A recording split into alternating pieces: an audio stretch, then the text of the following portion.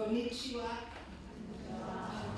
President Utsumi, Vice President Nakazawa, members of the National Women's Education Center, participants and guests of the seminar. Thank you very much for this invitation. I'm greatly honored to be here and share with you our experiences and our stance on women's rights and gender equality. It's my first time ever in this country, so I'm especially excited to be here and also learn from you and your experiences in Japan. Gender equality has been a topic for me since I was hit and dragged along by the waves of the feminist movement in the 70s. It turned me into a feminist, dedicating my professional and also my private life to the advancement of women's rights. And long time ago, in 2001, this mission brought me to the National Council of German Women's Organizations. The National Council of German Women's Organizations is the umbrella association for 60 women's organizations active throughout Germany, and our council is the largest lobby of women's rights and gender equality in the country. It promotes women's rights in Germany, in the European Union, and at the United Nations.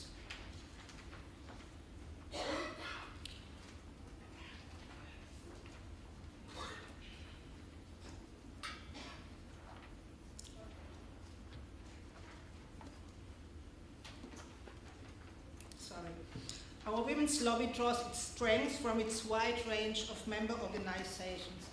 This diverse membership reflects the entire democratic range of women's political concerns and activities in Germany. Our lowest common denominator, so to speak, is to seek both legal and actual equality for women and men in all areas of life, as anchored in Article 3, Paragraph 2 of our Constitution. It says, men and women shall have equal rights, and the state shall promote the actual implementation of equal rights for women and men and take steps to eliminate disadvantages that now exist.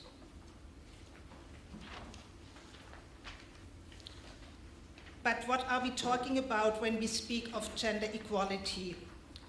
Gender equality is a human right and issue regardless of born sex or gender. It aims at the eradication of all disparities based on gender, and it's a precondition for and indicator of sustainable, people-centered development.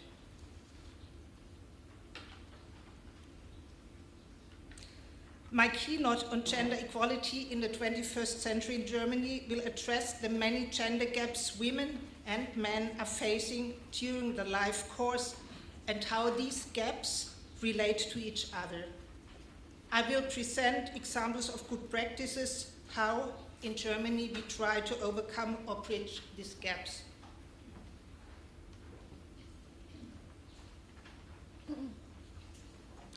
My starting point is the Global Gender Gap Report and its Global Gender Gap Index, GGGI, released by the World Economic Forum. It quantifies the magnitude of gender disparities and tracks their progress over time, with a specific focus on the relative gaps between women and men across 4 key areas: health, education, economy, and politics.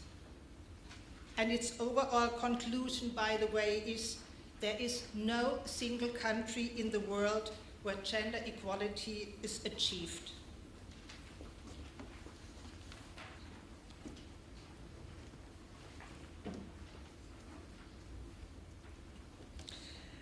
In the 2016 report covering 144 countries, Germany ranks 13 and Japan 111. But when we look into the commonalities and differences of both countries in the 4 key areas, we find In education and health, both are scoring high and almost 1. Japan scoring slightly better than Germany, and in both areas. Economic participation and opportunities leave a lot for improvement, and political empowerment is poor, especially in Japan. No. By the way, both countries have been downgraded in the past 10 years, even with slight improvements of their scores. Germany from rank 5 to rank 13, Japan from rank 80 to the present rank. In short, the GGGI just quantifies gender disparities. It doesn't say anything about standards of living, levels of prosperity, or human development. Only with that in mind, we can understand the 2016 Global Top 10, where Rwanda, ranking 159 of 188 on the UN Human Development Index, a poor country, is on GGGI rank 5, placed between Sweden on rank 14 on the HDI and Ireland 8 on the HDI. So everything is relative, as we see even in statistics, and I would like to move to the qualitative aspects of gender equality or gender gaps.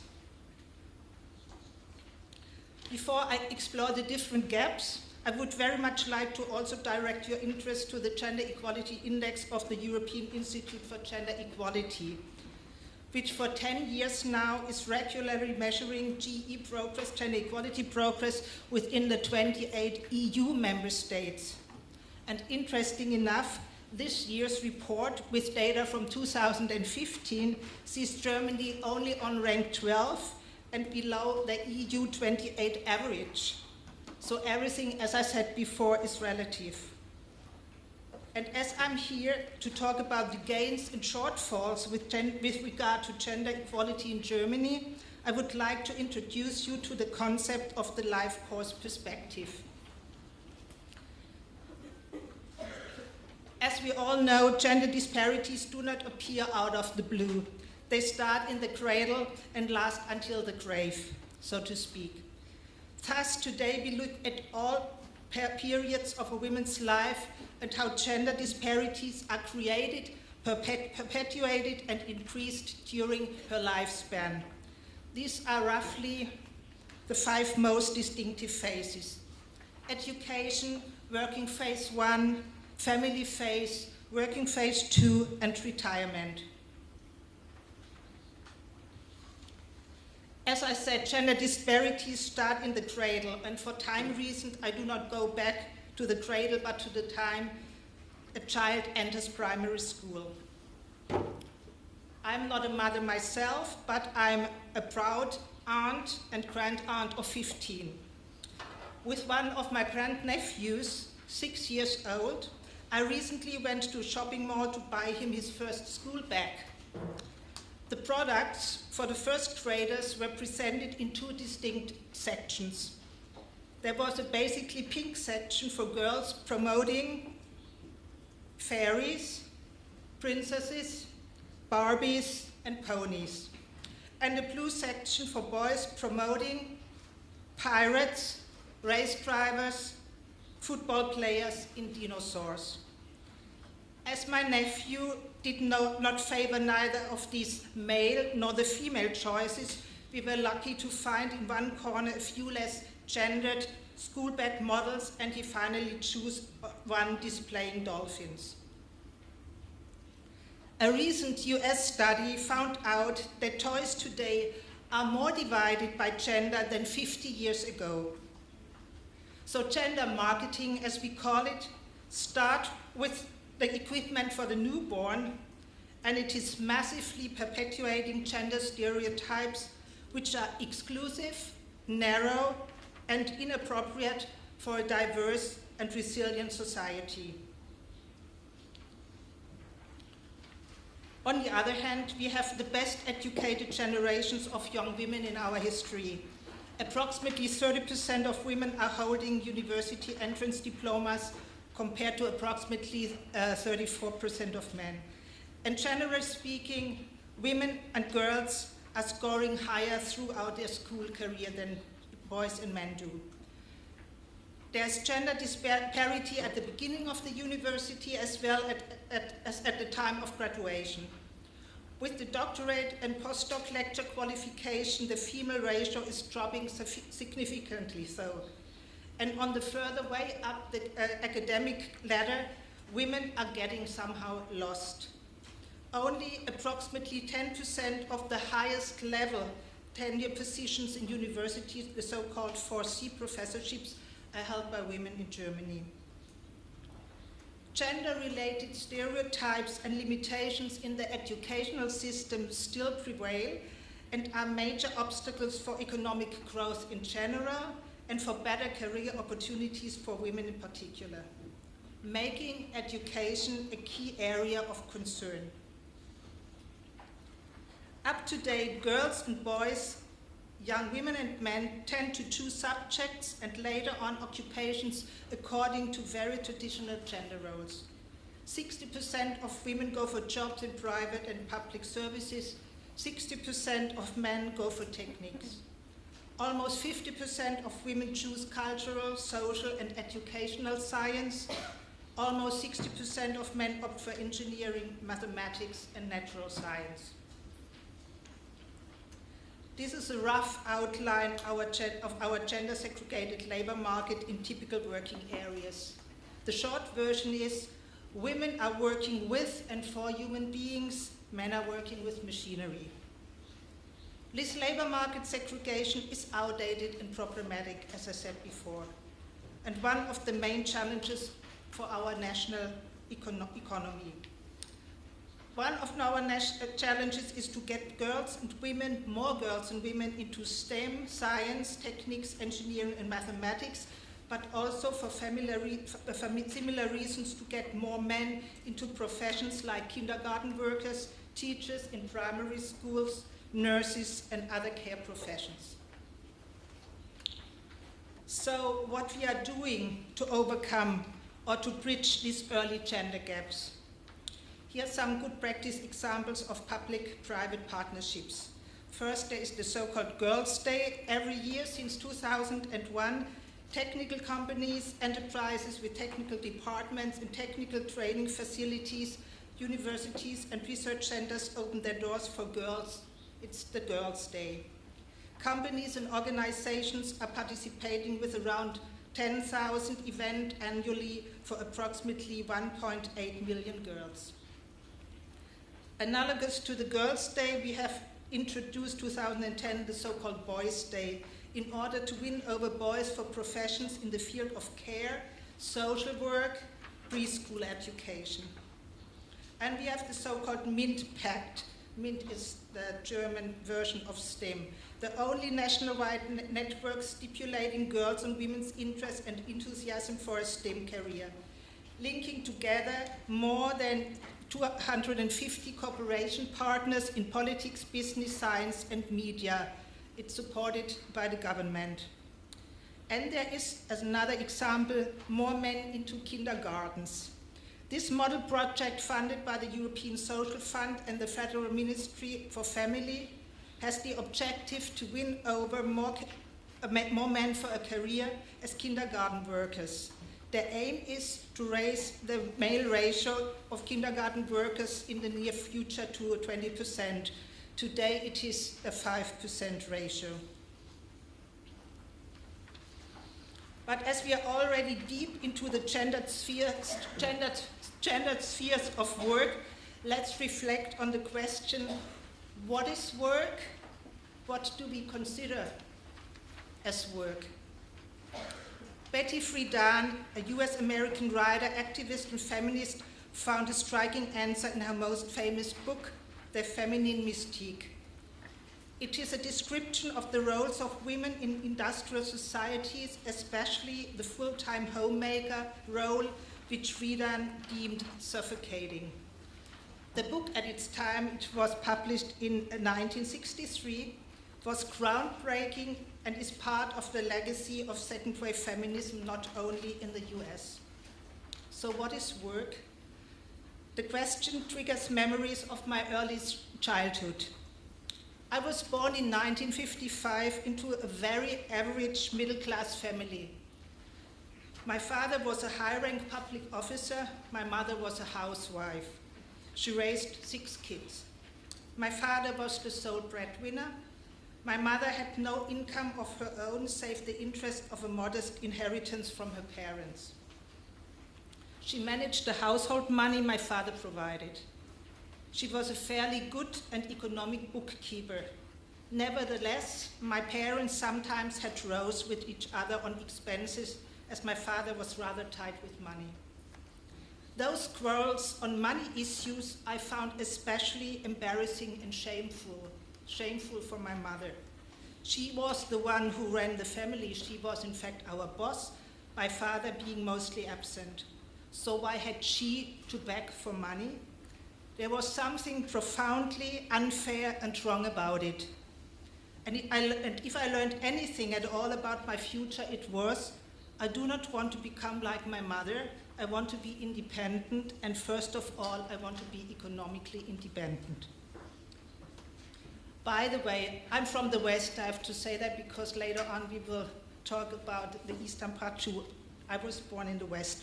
All my schoolmates had housewife mothers at this time, but one. Her mother was divorced, a single parent, so she had to make a living by working as a secretary or a receptionist, as I recall.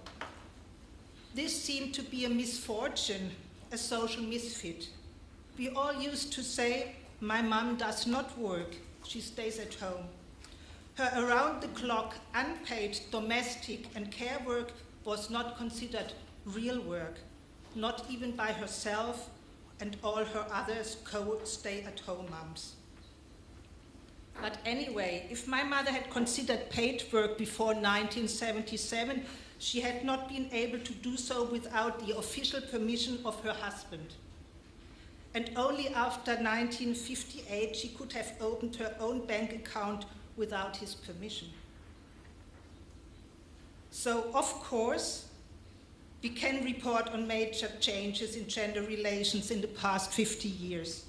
And of course, we can talk about gains in terms of rights and gender equality. And work is at its core. Let's take a look at the economic participation of women. Today, the employment rate of women is approximately 75%. It has increased approximately 20% since 1991. Today, women constitute 49% of the total workforce in Germany. But there is a significant difference between female and male employment. More than 40% of women work part-time, as since 1991, the volume of working hours in total for women has only increased by 5%. In other words, more women are sharing the same amount of working hours than before.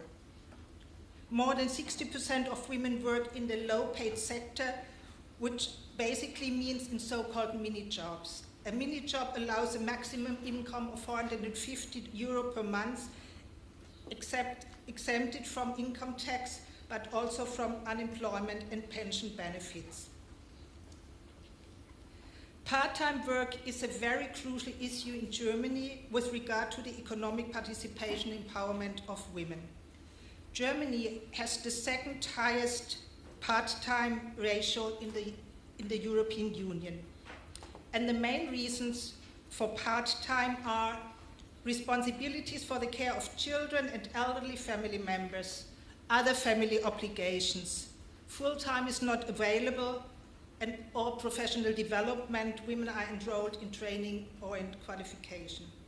There are more reasons for part-time, as the lack of childcare infrastructure, especially in rural areas and in conservative parts of Germany, unaffordable professional care, especially for elderly family members, and inflexible working hours. More than 50% of women working part-time would like to raise their working time or return to full-time because part-time jeopardizes economic independence, part-time impedes professional career, Part-time promotes old age poverty, and part-time fosters gender division of labor. This leads us directly to the gender time gap. The proportion of paid and unpaid work differs significantly between men and women. Women spend less time with paid work than men, and the other way around. Women spend their unpaid work basically in cleaning and washing, kitchen, shopping and household organization, garden and manual tasks, care for family members, transport, volunteer work, and support for others. Men, of course, also spend unpaid time in these areas, but significantly less hours. The disproportionate time women spend for domestic work and family responsibilities we call the gender care gap. The gender care gap in Germany is presently 52%. In other words, women spend 50% more time for unpaid domestic work and family responsibilities than men. The disparities are especially extreme with regard to caring and nursing for the elderly, for old and or sick family members. 90% of these responsibilities are carried out by women. This unfair distribution of family and especially care responsibilities are of major concern for gender equality policies in Germany. To close the gender time and gender care gap, the main focus is presently on childcare. Germany has done a lot in the past 10 to 15 years to meet women's needs for accessible, affordable, and comprehensive childcare, not only in the urban but also in the rural areas. Since 2013, each child has the legal entitlement to a childcare place, either in a kindergarten or with a day nanny, from age 1 to school entry. Then we have the so-called Parental Allowance, Elterngeld, a temporary subsidy funded by the federal tax system and limited to the first 12 or 14 months following the child's birth. The amount of the parental allowance is based on the after-taxes income of the parent dedicated to caring for the newborn. It's presently 65 to 67% of the after-tax income, but a maximum of 1,800 euro. Thus, Germany has taken up the Scandinavian scheme, which allows for both parents to exercise their right to time off with their newborn and to receive parental allowance by sharing the allocated parental allowance time. Then we have the so-called Parental Allowance Plus, which makes it easier for mothers and fathers to combine a parental allowance and part-time work. So they can extend their period over the 14 months up to 28, I think, at the time, so they can combine part-time with their child care responsibilities. The overall objective for the parental allowance is to get fathers into care and family obligations. The full 14 months for both partners apply only if both take part for at least 2 months. And in fact, since the parental allowance is enforced, the participation rate of fathers has significantly increased from approximately 20% to 34% in 2014. Fathers, however, in their vast majority, take the minimum of 2 months only. I also should briefly mention 2 more social measures to help women and men to cope with sudden care responsibilities for children and or other family members. There is mothers and fathers entitled to a paid leave for the care to a sick child up to 12 years for 10 days per year based on a medical certificate covered by the compulsory health insurance. And women and men are entitled, since recently, to paid leave for care to other family members one time, 10 days, based also on a medical certificate covered by the employer or the compulsory care insurance. These are presently the most substantial legal measures to tackle the gender care gap. The gender care gap leads directly to the gender pay gap. It's probably the most known and discussed gender gap in the world, indicating the difference between the average earnings of a man and a woman as percent of men's earnings. In Germany, this gender pay gap is embarrassingly high. It's 21%, and it is persistingly high. It has barely been closed in the past 15 years.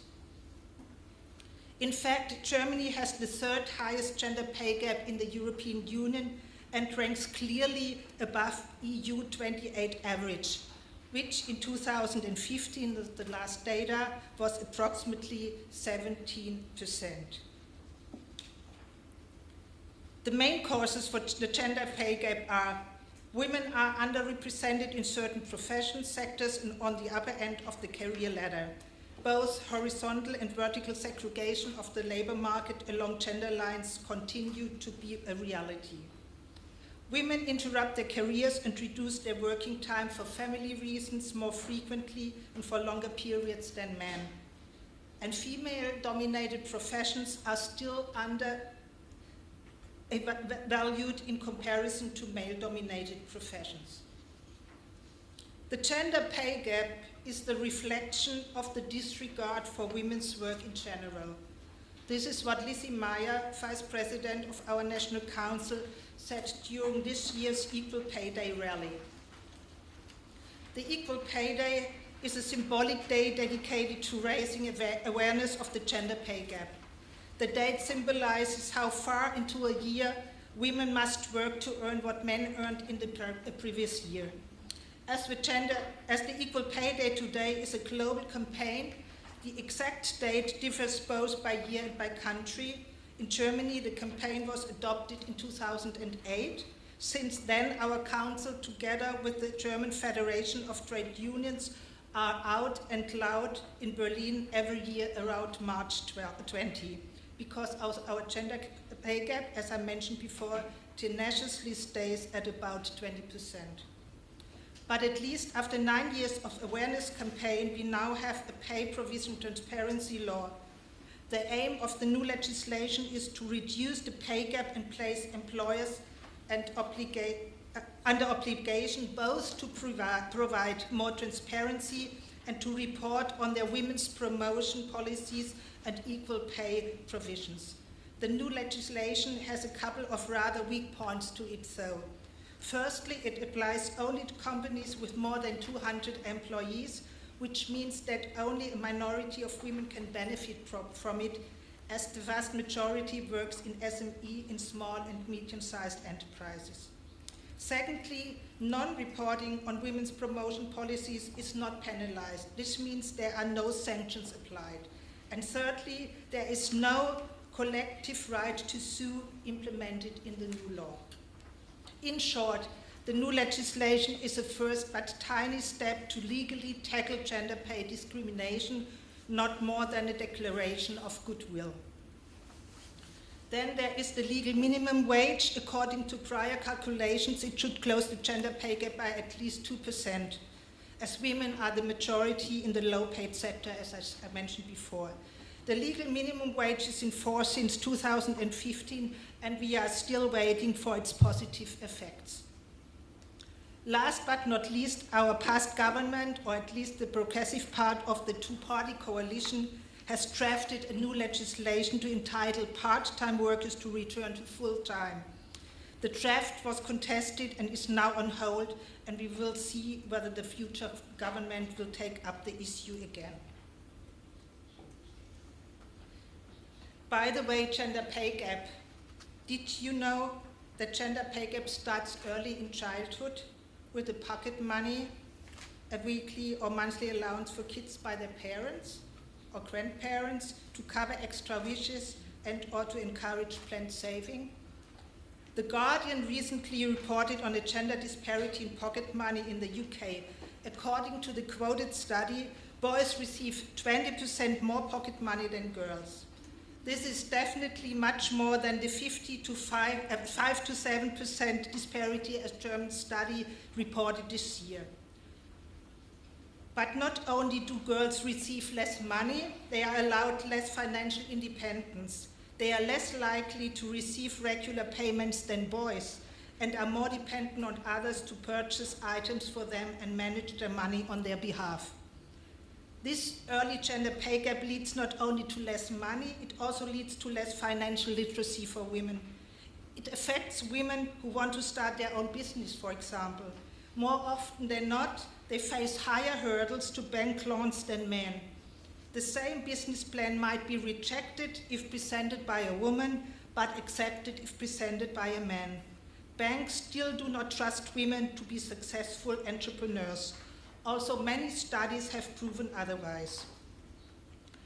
And this early gender pay gap increases during the working lives of women and finally leads to another even much wider gap, the gender pension gap.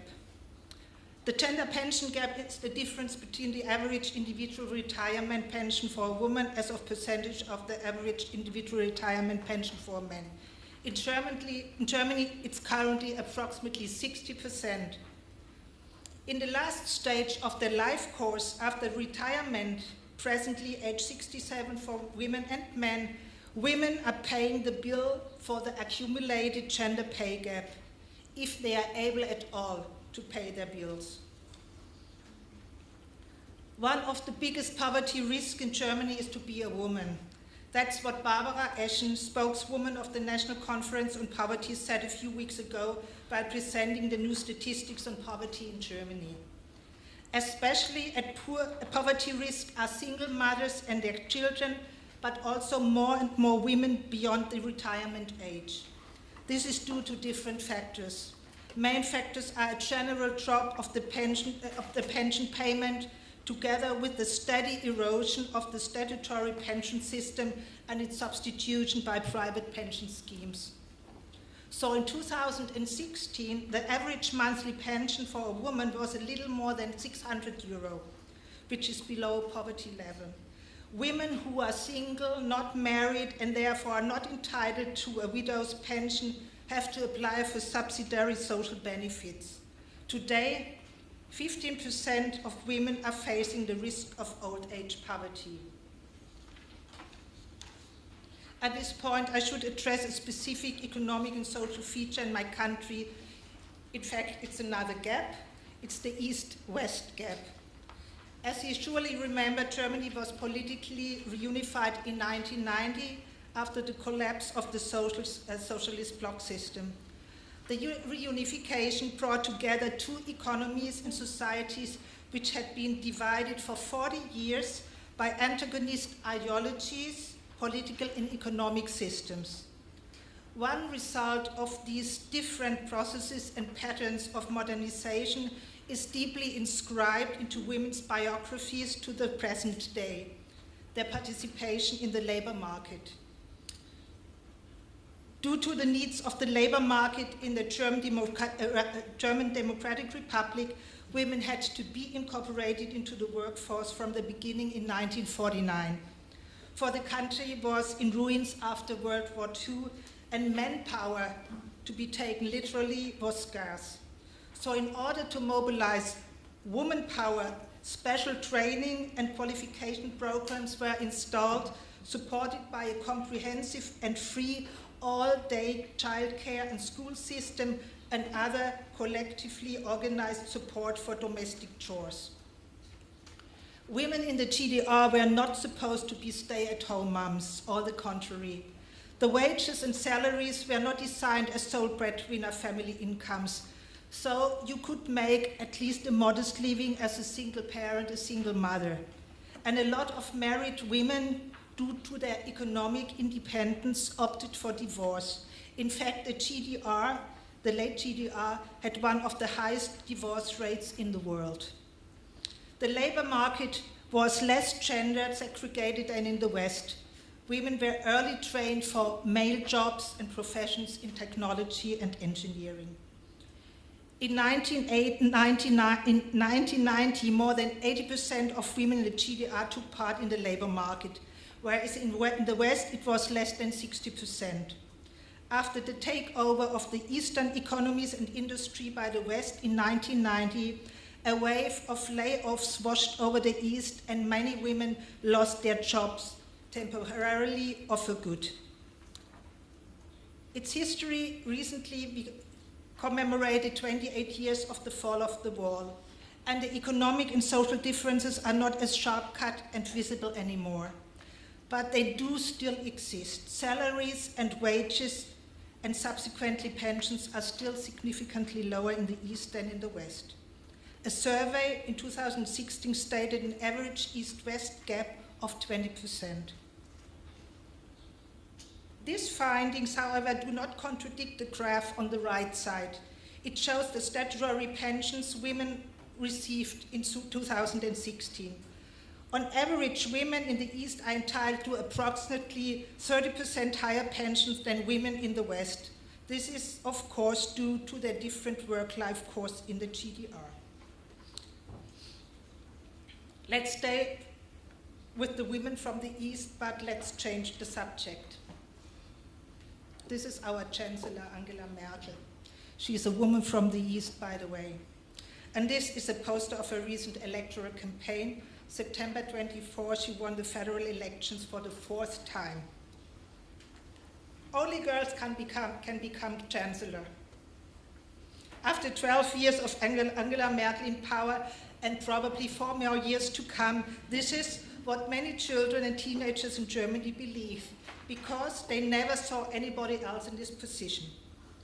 It is a little bit like the Queen in the UK. Of course, this is not a quote by our Chancellor, but a popular joke. And of course, it's not true. Boys can become Chancellor too in Germany, as more than half a century of unbroken male dominance in this office has shown. Next year, we are celebrating and commemorating 100 years of women's suffrage in Germany. On the left hand above, you see a group of the first female members of parliament elected in January 1990, after the women's suffrage was put in force in November 1918. To the right, you can take a look into our national parliament, the Bundestag of today, and you see a lot of women there. On the left below, you see the first woman taking office as a minister in a German federal government. This was more than 40 years after the introduction of the women's suffrage. And on the right below, you see Merkel's cabinet of the year 2016, 8 women, 11 men. So, of course, women have gained terrain on the political stage. But it took almost 70 years to raise the rate of female members of parliament in the national parliament over 10%. Only after 1987, we had a steady uptrend with a 37% peak so far in the last legislation period. With the past elections in September, there is a considerable setback of more than 5% due to the electoral success of conservative parties which do not promote a gender quota. Here's an overview of the female-male ratio in higher-level federal offices. Only 3 out of 24 Supreme Federal administrations have 50% or more women in decision-making positions. The other 21 have a maximum of 40% and much less.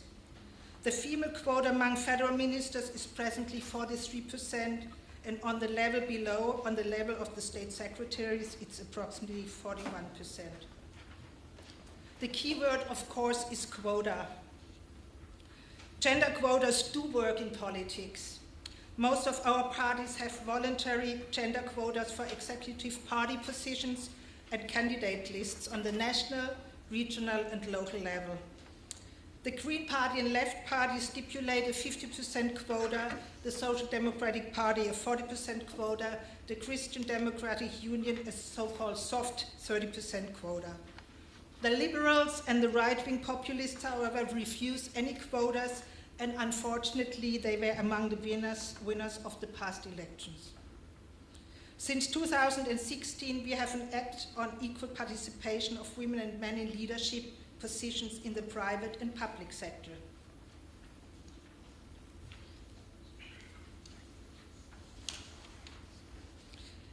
In Germany, a woman can become chancellor but not a CEO. This was what the New York Times stated shortly before our federal elections. And rightly enough, because in the big stock market listed companies, you still cannot find a single female CEO. In September 2017, women held only 7.3% of positions in executive boards, whereas in supervisory boards it was 27.5%. How can this difference be explained? It's precisely the mentioned Act on Equal Participation of Women and Men in Leadership Positions in the private and public sectors. It requires from the biggest stock market listed companies with co-determination to open 30% of positions in supervisory boards to women. The positive results show already. Within less than 2 years, the percentage of women in supervisory boards increased from 20 to 27.5%. During the same time, the percentage of women in executive boards improved for less than 1%. So quotas are not a miracle cure. They are presently the most effective instrument to commit homogeneous male-dominated cultures in institutions to a change and to measurable targets on the way to gender equality. Quotas are a striking example of good practice. Here are a few initiatives from the civil society sector. There's first the initiative Women on Board. It was founded in 2006 by women leaders in the public sector, in politics and science, with the objective to significantly increase the number of women in supervisory boards. They took inspiration from Norway, where in 2008 an obligatory 40% quota for those bodies was installed by law. There is the Women on Board Index, since 2010 measuring the progress of women leadership in leading companies in Germany and presenting an annual report to the public. Then there is Women on Board Training for women who are interested to assume a position in a supervisory board.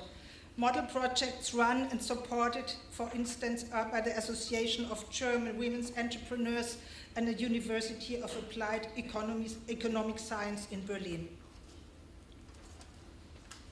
But I can report on progress on the way to gender equality, but I cannot do so without addressing gender-based violence. GBV is a daily reality for all women, and it's still the base for all other forms of discrimination. In Germany, 43% of women have experienced sexual harassment in the public, the private sphere, and the workplace. 35% of women aged 15 plus have experienced physical and/or sexual violence. 22% of GBV is committed by own partners, and 160 women were killed by their ex or their partners in 2014. There's a wide range of political and social measures to combat GBV, so they hardly can cope with reality. For instance, Germany outlawed spousal rape only late in 1997. Perpetrators can be banned from the family home, and the approach of family members can be prohibited. The Council of Europe Convention on Preventing and Combating Violence Against Women and Domestic Violence was recently ratified by Germany. We have a nationwide net of women's shelters and counseling centers and a nationwide GBV hotline. A society free of violence is the fundament for gender equality. Or as the president of our National Council states, gender equality is a prerequisite for a fair and sustainable society which bears gender democracy in its mind and heart. But gender democracy is not bestowed on us by some kind of kind-hearted goddess. We have to work hard for it. So who are the change agents? The agents of change are, of course, a responsible and gender-sensitive lawmakers, a responsive government, an independent judiciary, independent media, and last but not least, an active, and I would add, courageous civil society. The National Council of German Women's Organizations, as largest women's lobby, is one of these agents of change. We are striving for economic independence and empowerment of women, political empowerment, sexual self-determination and reproductive rights for everybody, a life free from violence. Our field of activities are on the national level, the European level, as we are founding members of the European Women's Lobby, and more also on the global level. We are especially proud of having been, until past Friday, co-chairs of the W20 Germany 2017, the G20 dialogue group of the female civil society. Our politics and activities are in line with European treaties, legislative frameworks, and UN conventions. For instance, the UN Convention on the Elimination of All Forms of Discrimination Against Women, CEDAW. With regular shadow or alternative reports to the CEDAW Commission, we are monitoring the advancements and shortfalls of our government in terms of anti-discrimination and gender equality. There is no single country in the world where gender equality is achieved. This is what we have learned from the Global Gender Gap Report earlier. And there is still a long way ahead of us. With that in mind, I would like to end with two women's voices. I believe that the rights of women and girls is the unfinished business of the 21st century, is what Hillary Clinton said in a TV interview this year. And young Haifa Sidri from Tunisia has a dream. One day I want to wake up to find gender equality is real. Let's join forces to help to fulfill this dream. Arigato. どうもありがとうございました。大きな拍手をお願いいたします。